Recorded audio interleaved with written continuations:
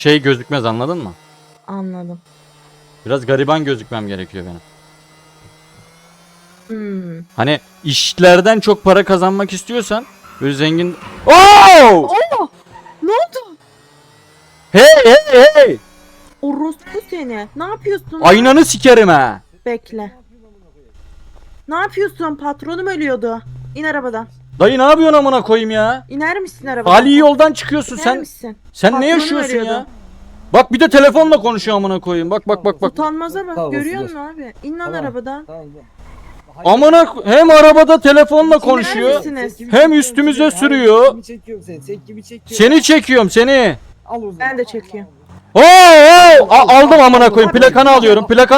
Plakayı aldım. Amına koydum. Plakayı aldım. Abi, al, şikayet. Amına kalktırdım. Amına kalktırayım senin. Şerefsize bak. Göt! Abi nereyi çekiyorsun? Plakasını aldım. Beklesin o amına Gel koyayım. abi. Şikayet. Hemen polis. Bekle.